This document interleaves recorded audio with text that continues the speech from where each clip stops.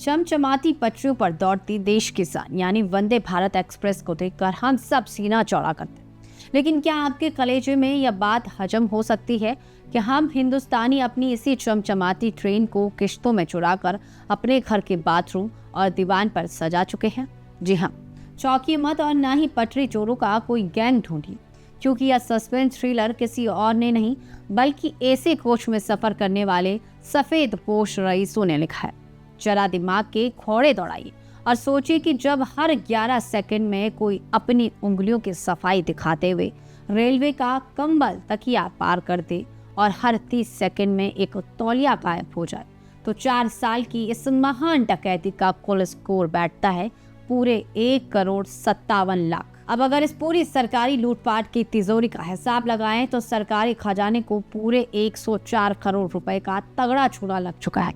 इतने पैसों की भारी भरकम रकम में 16 डिब्बों वाली एक पूरी की पूरी चमचमाती वंदे भारत ट्रेन, जिसकी कीमत करीब 115 करोड़ है, आपके घर के आंगन के बाहर खड़ी हो सकती है।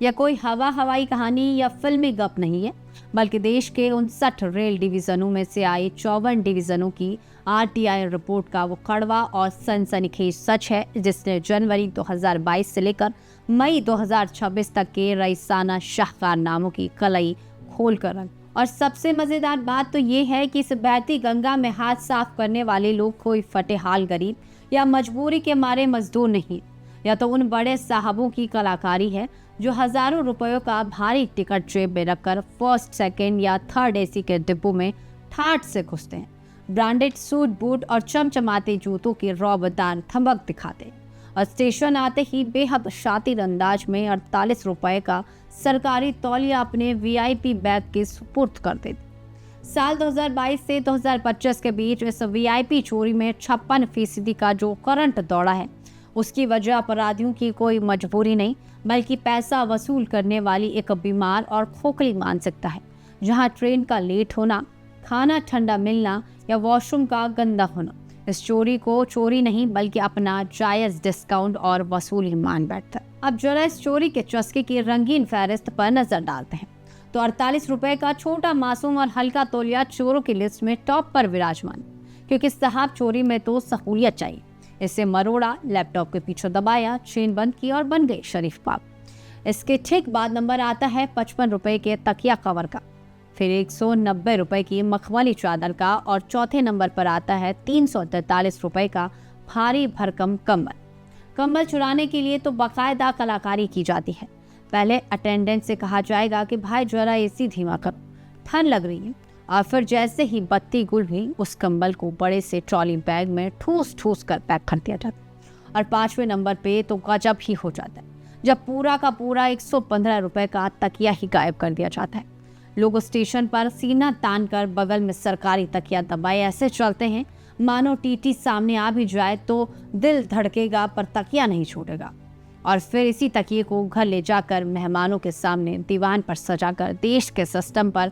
ज्ञान पिला जाएगा। इस लूट का भूगोल तो और भी ज्यादा कातिलाना और रसीला है, क्योंकि कुल चोरी का 67% माल सिर्फ 10 डिवीजनों की तिजोरी से गायब होता है, जिसमें अकेले 26 लाख सामानों पर हाथ साफ करके बीकानेर डिवीजन चोरी का गोल्ड मेडल जीत चुका है। 9 लाख की चपत के साथ रांची सिल्वर मेडल पर है और 8 लाख से ज्यादा सामानों का सुपड़ा साफ करके देश की राजधानी दिल्ली ब्रॉन्ज मेडल पर काबिज है। जरा सोचिए, हर शहर के बाबू का अपना एक अनोखा टेस्ट है। बीकानेर की जनता को चादरों से मोहब्बत है, जोधपुर वालों का दिल कंबल पर आता है, सोनपुर और बिलासपुर की नजरें तकिया कवर पर टिकी रहती हैं, तो मुंबई, दिल्ली, जयपुर और रांची के रईस सिर्फ तौलिया उड़ाने के उस्ताद है। दुनिया पेरिस से एफिल टावर का छोटा सा खिलौना यादगार के तौर पर लाती है, और हमारे यहाँ के सुशिक्षित लोग ट्रेन की याद में रेलवे की छाप वाला तौलिया बाथरूम में टांग देते हैं।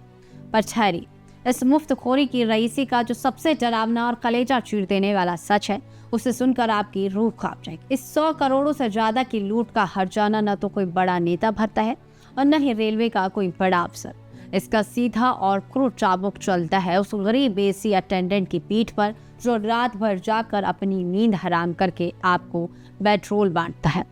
प्राइवेट ठेकेदार इस गायब हुए सामान की पूरी कीमत उस मासूम लड़के की 700 रुपए की मामूली दिहाड़ी से वसूल करते हैं, जिससे उसकी 21,000 की महीने की खून पसीने की कमाई में से 3 से 4,000 रुपए हर महीने पानी की तरह बह जाते। इसका मतलब सीधा और कड़वा है। एसी की ठंडी हवा में पैर पसार कर कंबल आपने उड़ाया, चैन की नींद आप सोए, और उसका हर्जाना उस गरीब ने अपनी रातों की नींद और अपने बच्चे के स्कूल की किताबों के फेस काट कर सुराए।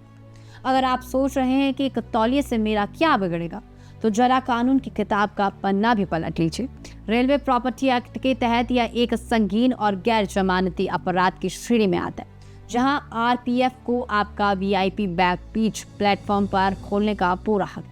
और अगर अंदर से रेलवे की छाप वाला सामान निकला, तो टिकट और सफेदी दोनों मिलकर ही आपकी इज्जत नहीं बचा पाएंगे। सीधे 5 साल की जेल, भारी जुर्माना या दोनों का टिकट कट जाएगा। जहां पड़ोसी देश चीन में ट्रेन के भीतर बदतमीजी या इस तरह की हेराफेरी करने वाले 55 लाख से ज्यादा लोगों को साल भर के लिए ब्लैकलिस्ट कर टिकट बुक करने से ही महरूम कर दिया गया, हमारे यहाँ इस बेईमानी की सजा अब देश के उन तमाम ईमानदार यात्रियों को भुगतनी पड़ सकती है, जिनके लिए रेलवे अब तौलिया हटाकर डिस्पोजल नैपकिन देने की तैयारी कर। सोशल मीडिया पर तिरंगे की फोटो डीपी पर चिपकाकर देशभक्ति का ढोंग रचना बेहद आसान है, लेकिन असली देशभक्ति देश के किसी कोने में लगे कैमरे या टीटी के डर में नहीं, बल्कि उस खाली कैबिन में नजर आती है जहां कोई आपको नहीं देख रहा हो। सिर्फ आप होते हैं और सामने लावारिस पड़ा एक सरकारी तौलिया होता है। अगली बार जब आप सफर का लुत्फ उठाकर ट्रेन से नीचे कदम रखें, तो सिर्फ अपना कीमती सामान ही नहीं, बल्कि अपना ज़मीर और अपना किरदार भी साथ लेकर उतरे। उस गरीब अटेंडेंट को उसका एक एक सामान खुद गिनकर सौंपे, क्योंकि देश को करप्शन से बचाने की बड़ी बड़ी बातें करने से पहले घर के बाथरूम में टंगे उस चोरी के तौलिए को उसकी सही जगह पर लौटाना सबसे पहली देशभक्त। अब जरा एक बार ईमानदारी का चश्मा पहनिए, अपने दिल पर हाथ रखिए और कमेंट सेक्शन में बिना डरे सच सच बताइए कि क्या कभी कोई ऐसी सरकारी निशानी गलती से आपके घर का रास्ता ढूंढते हुए आपके पास आकर सच गई है।